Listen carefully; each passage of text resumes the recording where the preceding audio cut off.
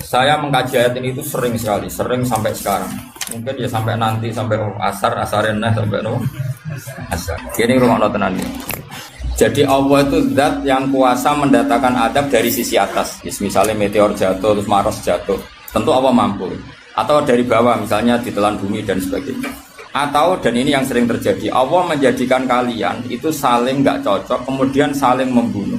Kan natijanya sama kan, misalnya kamu kena meteor kan ya mati, kena likuifaksi mati, disembelih mati.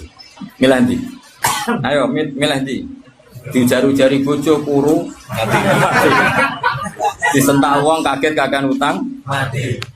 Rasa dicontohno. Sampai pidato kecelakaan rape sensitif.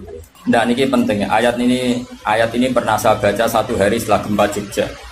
Setelah gempa Jogja itu satu hari saya nilik ke sana itu bahwa memang Allah selalu mengingatkan potensi.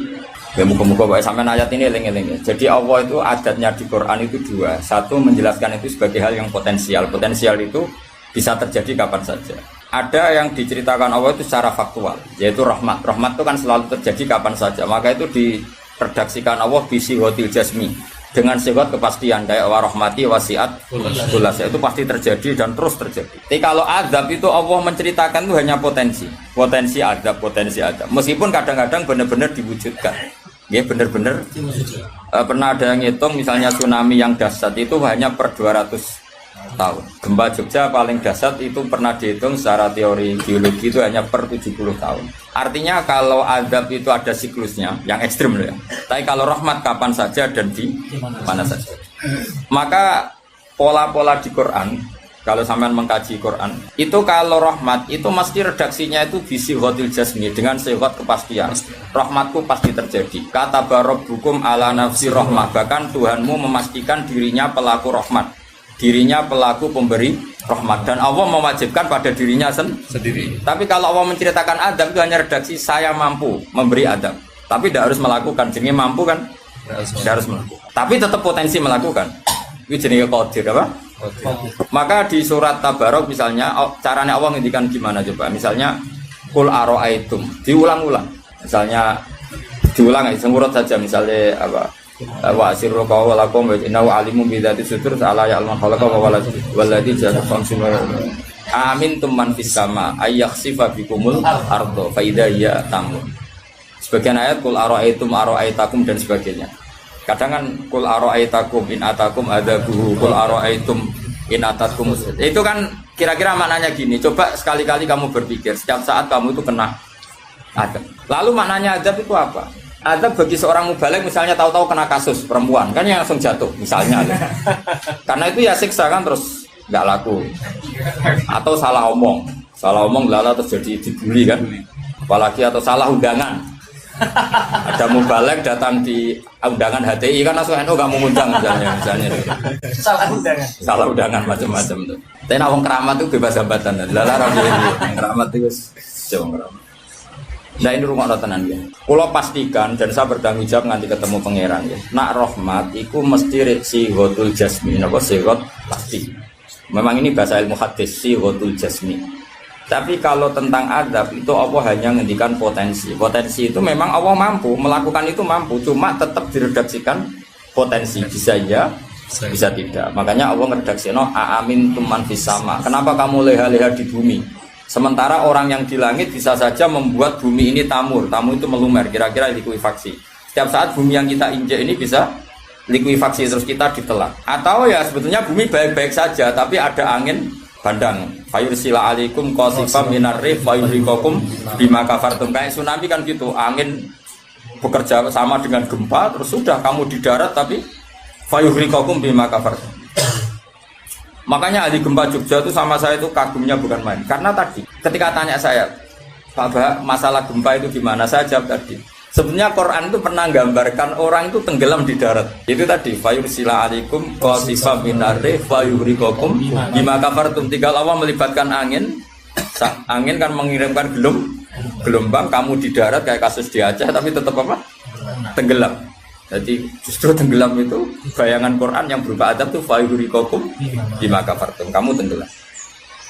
Ya tentu kita ngomong potensinya saja. Kowe ora usah sok suci dengan kata bima kafartum, itu urusannya pangeran. Iki nuduh ngajak kafir dhewe. Maka ini penting ada kesadaran ahli sunnah. Kalau Allah ngendikan ya kita diam saja karena Allah itu ala kulli syai'in qadir bi kulli syai'in alim. Kamu tidak usah kecangkeman orang Aceh diadab karena banyak maksiat, kowe malah goblok yang telulas. Padha-padha maksiat wong Aceh rak maksiat wong Bali. Bali le maksiat wong Hollywood, Hollywood le maksiat wong Cina malah komunis. Enggak usah ngomong gitu, pokoknya azab itu Allah kuasa mengadab siapa saja. Tapi kita berhenti di situ, enggak usah ngomong siksa karena dosa. Karena kalau kamu ngomong dosa diperbandingkan ada daerah yang lebih dosa atau itu tidak wilayah kamu. Terus misalnya ono kisah melarat, Qur'ane ra barokah.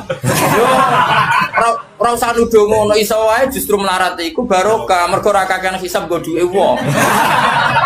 Justru pidato laris iso ora barokah, kakean nggo duwe wong. Rumah samu ora ono tanggung jawab. Kan kita tidak pernah tahu. Iya. Jelas ono walatus aluna yauma idzin anina. Semakin dapat banyak tanggung jawabnya semakin banyak. Ora iso terus keleha-leha wah kuti ilmuku barokah laris-laris mbahmu. Enggak mesti semua di dunia itu enggak mesti semua yang sedang rezekinya banyak bisa aja hisabnya banyak. Tapi bisa saja memang barokah. Ngono bodoh ya melarat wis. Tapi sing ra di rezeki iso wae azab, iso wae ngringakno hisab. Kita kan enggak pernah tahu. Nawali mesti ngringakno hisab. Tapi nak wali pancen ya aki-aki azab. Umume wa may takila ala makhraja wong ora tau untuk makhrajan niku wis perlu dicurigai no. Saya ulang lagi ya. Maka baca Quran di akhir zaman itu separuh tidak apa-apa. Ya sudah Allah itu mampu yuhrikokum. Tapi untuk orang lain tidak usah kamu tuduh bima kafartum. Karena yang kamu tuduh itu orang Islam. Tidak perlu kamu bilang tsunami aja karena orangnya dosa. Kowe itu sopo? Kok ngerti tulisan Allah Mahfud itu kalau karena ya sudah roy kita tenggelam itu saja yang kita ngerti iyanan. Tapi rasa ngerti sebab. Ibarat gini, ujuk-ujuk misalnya bojone itu minggat. Orang mengamati, kurang opo, padahal semua balik terkenal. Ya kurang ganteng misalnya, kan enggak pernah tahu. Kita mengkonfirmasi kan enggak pernah tahu. Yang kita tahu ya minggatnya saja. Setelah itu sudah kita enggak perlu. Misalnya Aceh ada tsunami, ya sudah tsunaminya saja. Kira usah nerusno. Bima kafartum itu wilayahnya Allah. Napa? Wilayahnya Allah. Makanya Rasulullah itu kalau ditanya ada adab itu Nabi nggak pernah nerus. Ya sudah ada adab, tapi kalau mansus ya mansus misalnya kaum Lut itu mansus karena adab. Tapi kalau orang Islam kan nggak mesti adab. Bisa saja hukuman yang menjadikan malah mlebu swarga. Kalau sama nggak percaya gini, dan saya menjamin pasti saya benar dalam hal ini karena saya berdasar hadis sahih. Sama-sama adab misalnya orang tenggelam. Banyak kan orang mukmin disifati Nabi itu mati syahid. Kalau tak lawan nak sing darane wong Aceh iku mesti adab. Tak lawan dunia akhirat. Selain wong sombong berarti tak maca hadis. Lho coba Nabi beberapa kali ngendikan umatku sing syahid itu sekian-sekian termasuk sing mata ghori kon sing mati tenggelam coba. Artinya ada bentuk ghori yang justru syahid. Kecangkeman dora tahu ngaji kecangkeman. Oh tak lawan dunia akhirat. Karena sok sucinya. Sudah kita baca ayatnya berarti fayuh rikokum saja soal bima kafartum itu otoritasnya wilayahnya Allah Subhanahu wa taala. Do sok suci do cangkeman. Oh tak lawan tenan. Nek wong ku mlebu swarga aku usul pangeran. Ampun Gusti. Niku nate ngenyek tiang sak provinsi. Sok sucinya. Lo coba ya. Banyak orang mati divonis misalnya kamu, wah iku krono adab. Ternyata Nabi ngendikan maktun wong lara weteng syahid. Gharik syahid, mahdum syahid.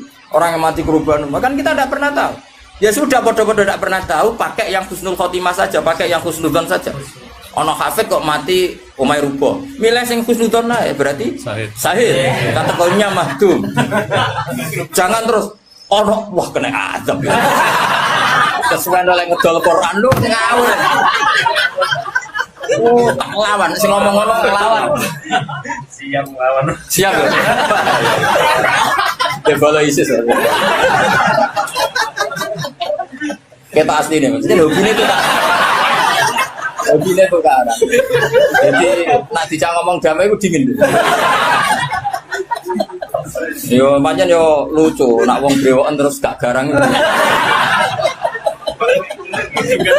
Lucu nih, jadi Ya dadi nak pangeran ngendikan rungokno wae. Tapi kowe ora usah koyok di otoritas kok pangeran ben ngono pangeran.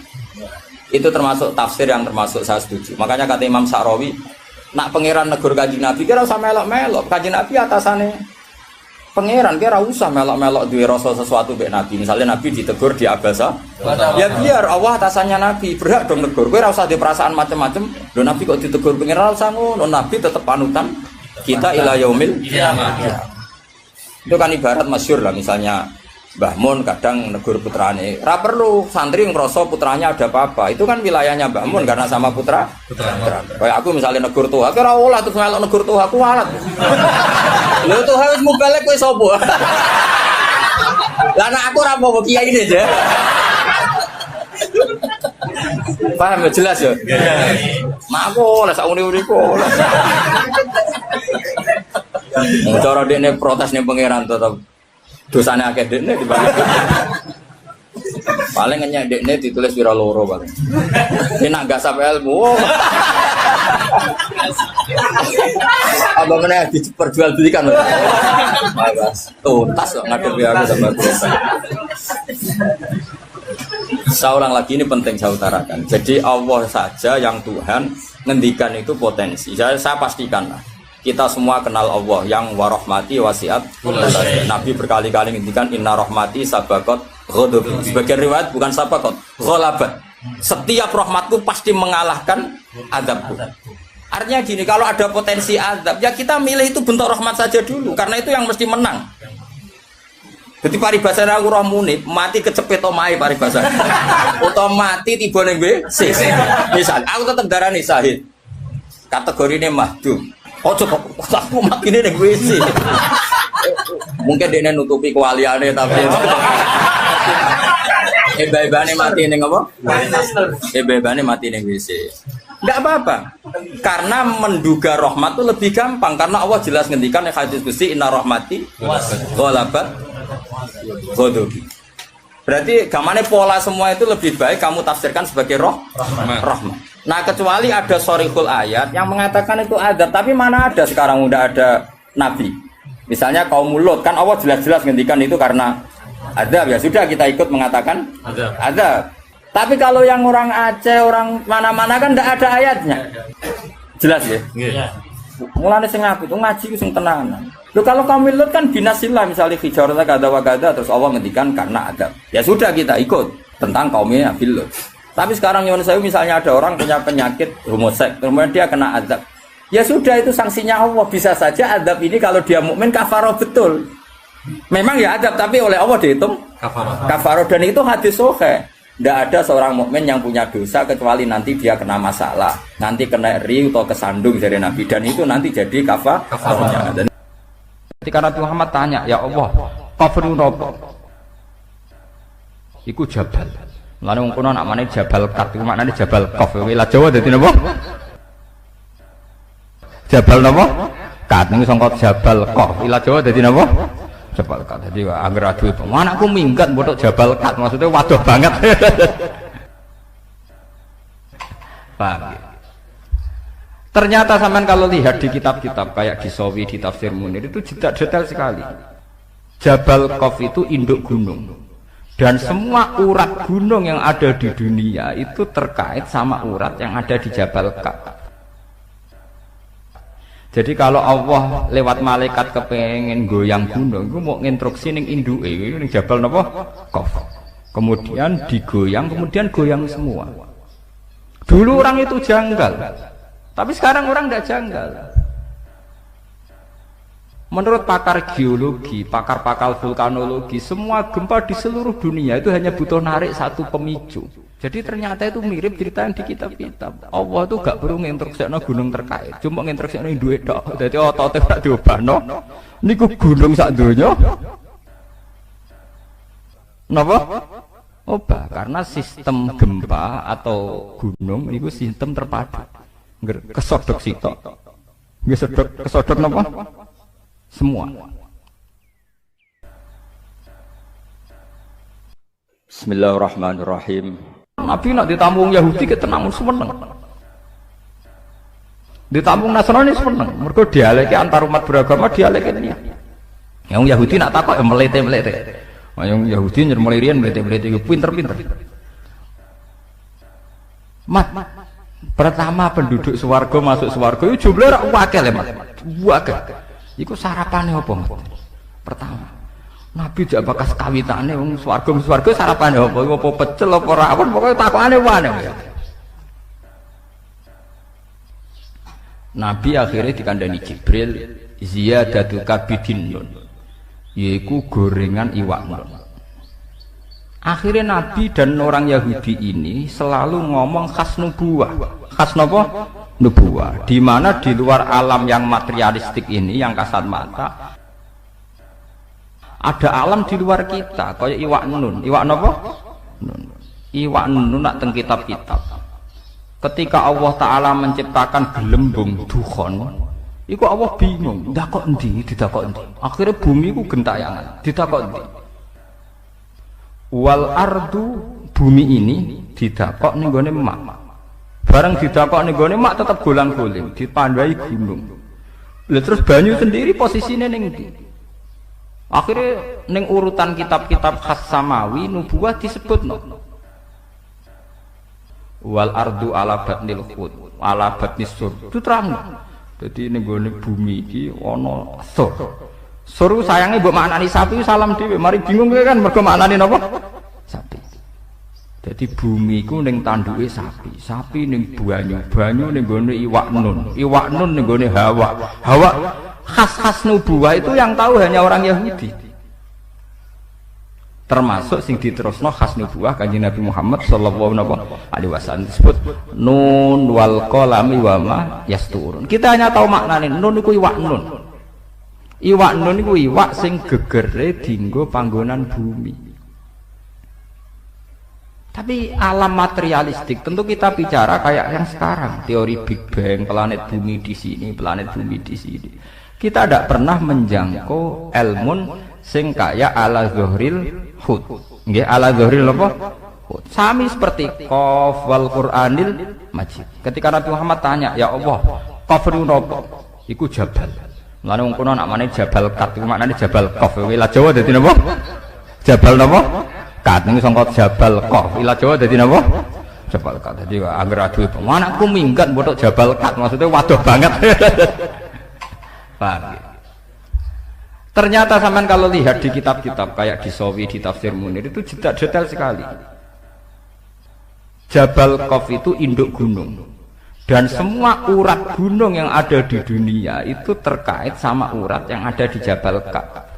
Jadi kalau Allah lewat malaikat kepengen goyang gunung, itu mau nginstruksi ning induke, ning Jabal napa? Qaf. Kemudian digoyang, kemudian goyang semua. Dulu orang itu janggal, tapi sekarang orang tidak janggal. Menurut pakar geologi, pakar-pakar vulkanologi, semua gempa di seluruh dunia itu hanya butuh narik satu pemicu. Kalau patahan di Australia gerak ya gerak semua, karena kayak bola sodok sekali disodok sidik. Jadi makanya ini gempa akan terus sampai benar-benar bumi kembali ke semula. Disodok mulai riyen teng Taiwan, kemudian Aceh tsunami, diteruskan ke NTT, terus ke Papua, kemarin ke Pangandaran, terus sekarang di mana itu yang Mentawai. Ya begitu terus. Jadi ternyata itu mirip cerita yang di kitab-kitab. Allah itu gak perlu nginstruksikno gunung terkait, cuma nginstruksikno duit tok. Dadi otote gak diobahno. Niku gunung sak donya. Napa? Oba, karena sistem gempa atau gunung itu sistem terpadu. Kesodok sitok. Kesodok napa? Semua.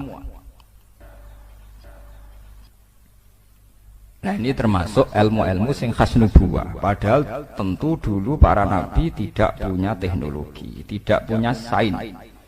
Punyanya wahyu. Nggih, punyanya napa? Wahyu. Ini perlu kula aturaken. Itu termasuk kontribusi orang Yahudi terhadap Islam. Mulane teng jalalan-jalalan nang riwayat alunaka angzil Quran rujuke ora ning sahabat, ayil Yahud. Jadi Quran turunin Nabi Muhammad tapi sing takok aneh-aneh wong napa? Yahudi. Jelok teng kitab-kitab. Riwayat alunaka rujuke sahabat napa Yahudi? Ndomir jamaen. Ayil napa? Yahud mungkin sama nak mulai delok. Mesti Yahudi. Enggak sing aneh-aneh. Wa yasaluna ka angkil kornen, wa yasaluna ka anir roh. Niku mesti Yahudi nggih. Domire teng putih. Yahudi. Karena mereka yang punya pengetahuan khas samawi. Napa khas napa? Samawi. Termasuk takok malih. Lah iki sing dadi fenomena sekarang. Mat, kalau Allah memutuskan seseorang dicintai itu gimana, Mat? Ya akhirnya cerita lah. Kalau Allah mencintai seseorang, Allah bilang sama Jibril, Jibril bilang sama malaikat langit bilang sama malaikat dunia. Kemudian fayudul qabul fil ardi. Kemudian dia menjadi translator. Tahu-tahu diterima. Pangeran wae ngersakno wong tertarik kabeh. Nek wae ora ngersakno ya wong godheng kabeh kados polling ngoten niku. Ini biar sampean tahu. Sehingga orang Yahudi tadi agamanya Yahweh, Tuhannya Yahweh. Orang Nasrani juga punya masalah nisbat tadi. Berarti tiga agama ini ya punya ila kalimatin apa? Sawa. Disebut kul ya ahlal kitabi ta'alu ila kalimatin sawaim bainana wa bainakum. Berarti natijahnya seperti sebetulnya kita dengan mereka ada kalimatin sawa nggih bainana wa bainakum. Paham ini ben sampean ora terlalu dadi ekstremis sing bodho, paham dadi ben ana seni ilmiah. Mergo wong kotok nemen-nemen ketok bodho nih, paham. Kowe gedeng Yahudi nemen-nemen Nasrani. Kanjeng Nabi Muhammad populer, sing populer wong Yahudi napa? Nasrani. Nggih mboten, sedurunge dadi nabi, bahkan sedurunge lahir. Sampai Islamnya lagi piye, Pak. Iku wis lewat modern, lewat macam-macam. Oh, mboten lewat Kanjeng. Pancen Allah ngersakno. Paham gitu. Dimulane termasuk Allah khasih dadi pangeran ini dari Allah. Aku pokoknya mau dibantah. Mergo aku ini alamu malah ta'lamun dari pangeran. Termasuk ciri khasih pangeran nek dikersa ora kena napa dibantah. Mane kula wingi cerita teng bojo kula. Ki aja arep-arep aku ideal, nganti mati ora ngari ideal. Dadi wong sing arep-arep piye ideal wong bento utawa ngawur. Wong ora pangeran kok arep-arep napa? Ideal. Mane kula dadi kiai kon khusuk nemen-nemen auzubillah. Kula tak rewangi khusuk layu tetep wae wong perlakuan kiai wae eling nek ana tanggane mati, ana wong mati ora ngarah hormat tenanan. Dadi kiai sing khusuk demen kesel. Mesake kiai ini mulai bar subuh tahajud, salat apa kok sak keneke. Ketemu wong sopan. Wong eling kowe tetep pendak keluargane mati. Yes ngono-ngono wae hormate ya ngono-ngono. Jajal ke bar salat subuh marung ngopi, bariku rokokan wae kamu. Aku sing penting aja zina, aja dosa-dosa gedhe lah. Pokoke aja nglakoni dosa napa? Gedhe. Bariku plepak-plepuk ning warung. Ya padha wae wonge ya. Ning ndi ngopi? Ya. Engko hormate ya padha-padha wae, paham ya? Mbok rek wonge khusuk duwi lho engko wong ya ngono. Padha hormate ya. Pendak keluargane mati eling sam. Ora ngalah mbok rek wonge khusuk terus kula derek jenengan yai dunya akhirat derek jenengan nggih derek tahajud nggih derek wiridan nggih derek kapian ra ngarah tetep ge tontonan paham dadi rugi napa rugi khusuk nemen-nemen rugi walhasil rugi mau nang ngandel kula Mane kaya kula bae nyai teng mriki terus wong ndak do sowan kula mboten kula ngerti kadar senenge wong ulama mesti pira arep ditenani rugi mun ngandel kula iki bisa dikilani paham ya mun ngandel kula ngeten kula cerita teng bojo kula pangeran mbok kersane piye ra ono sing jelas iku nek pangeran niku ndarani halal ya halal terus wong pangeran sing duwe donya Nabi Musa iku nabi papan atas termasuk ulul as lha iku uripe mangane di rumah Fir'aun di rumah sinten Fir'aun Nabi Ibrahim nabi papan atas termasuk Abul Anbiya duwe bapak kafir jenenge Azar. Lho ngono kok nurun ning Nabi Muhammad. Nabi Muhammad itu panitia kelahiran utamane Abu Lahab. Takokno tareh ndi wae panitiane Abu Bakar tapi sinten? Abu Lahab. Lahire Kanjeng Nabi panitiane Abu Bakar napa Abu Lahab? Abu Lahab. Nganti tuku budak dimerdekakno demi ponakane jenenge sinten? Abu Lahab. Gede Joko sing rumah ora Abu Bakar, Abu Thalib. Sing cara tareh ya ijek kafir. Sakwise dadi nabi lagi di rumah Abu Bakar, paham? Mulane Kanjeng Nabi Muhammad Abu Lahab pun rokok teman-teman ya kecewa deh. Sampai ngajukan syafaat petisi napa? Syafaat. Mpun Gusti, nak pancen wong kafir ora iso mlebu swarga minimal lak Senin Abu Lahab siksane didiskon. Wah, Kanjeng Nabi nangis tenan. Mosok wong sing tau berumat gak entuk napa diskon. Dituruti tenan. Ya mat nak Senin tak ringano siksane sinten? Abu Lahab. Artinya dunia ora ono ideal. Dadi kiai ki ngoten. Kadang kiai kok mek santrine hubungane ngel-ngel lho, yo dhuwit yo apa. Kadang malah bapake buruh Cina. Lah wong Cina kafir ngresiki di kiai ning ngrugekno. Ayo repot nek ngene ku repot. Misalnya ana terop, kadang kiai ana acara istighosah terop, karek nikmati terop ning podium. Lah panitia kangelan, kadang nyileh wong sing ora saleh. Lah pikiran ngoten niku. Mbok keluwi ora iso, kadang wong saleh kere tenan ra apa napa. Jadi sebetulnya, andaikan tidak ada ilmu hakikat itu selesai, agama itu selesai. Karena Allah punya pola sosial yang begitu. Ya, Allah gak ada pola sosial gitu. Musa di rumah Fir'aun, Ibrahim di rumah Azar, Nabi Muhammad cilik di rumah sinten? Abu Lahab. Lahirnya di rumah Abu Lahab. Sampai dibiayai ditukokno amat. Disewano Halimah As-Sa'diyah. Rodok gede di rumah sinten Abu. Niki perlu diketahui. Kenapa menurut Allah halal? Yo halal lah. Cara Allah wae kabeh. Cek Abu Lahab, cek Abu Thalib donya ya wae ku tak kena kekasihku yo wis.